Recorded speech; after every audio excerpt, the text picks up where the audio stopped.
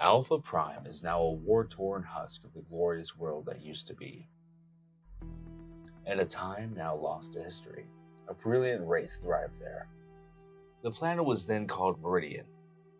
With technology, the Meridians ended crime. With technology, they ended hunger. And with technology, they ended war. Life was good. Hard labor was performed by the Robota. Complex machines designed to perform arduous tasks. There was one grief-stricken scientist who, after losing a child to a fatal accident, changed that beautiful world's history forever. In an effort to save the child from death, he twisted science to preserve the soul of his child in the metal encasings of Robota. Thus, the Soulborg were born. 3 millennia pass, and now the Soulborgs rule the planet, fighting amongst themselves in a constant state of war. Meridians still exist, mostly as slaves on the prison planet Isadora. But there is a resistance. Small factions of Meridians, driven deep underground, still fight the Soulborg.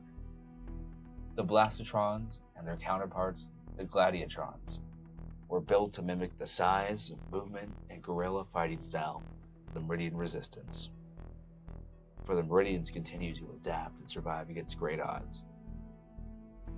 While that disgusts many Soulborg, others envy those traits.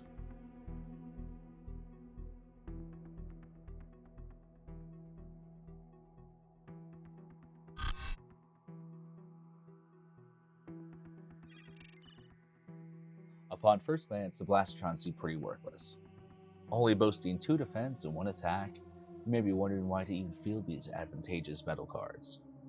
The answer lies in their special abilities that offer some of the most potent output a common squad has to offer. Starting off, you get a movement bond with the Blastatron's counterpart, Gladiatrons. The Gladiatrons are not heavy hitters, but they do have the ability to stop advancing troops in their tracks via their Cyber Claw ability. Without having to worry about putting order markers in the Gladiatrons, you can maximize the potential deadliness of the Blastatrons.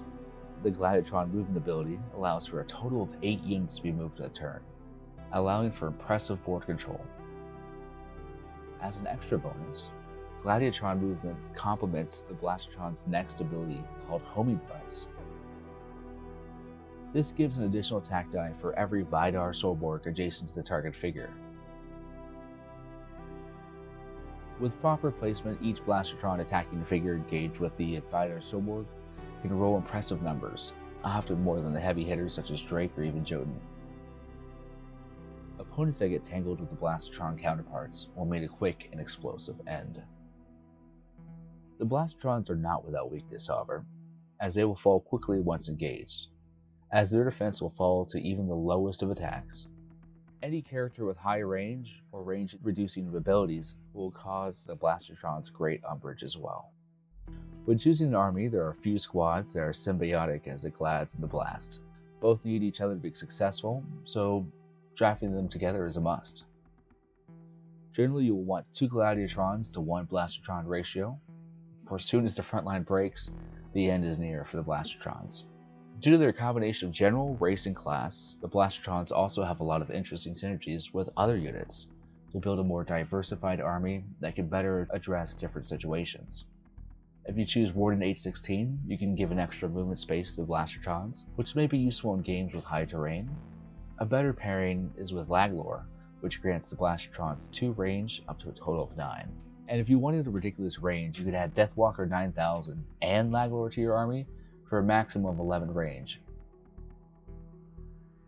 Any Vidar Soulborg hero works in this army as well, although Major X-17 can be used in games with dangerous large species or strong melee units. However, the VC custom Major J-15 might serve this role a bit better, as it does give bonuses to attacking those big figures, and can still attack elsewhere if engaged. An interesting VC unit to use is Executioner 616, as it can act as a final arbiter for anyone that either gets stuck in the Gladiatron screen or breaks through and engages the Blastatron. Executioner 616 can punish the failed Soulborg and potentially cause the figure to receive automatic wounds. The Blastatrons true to their name, are a blast to play, and with careful maneuvering can decimate the battlefield, leaving only themselves and their counterparts standing.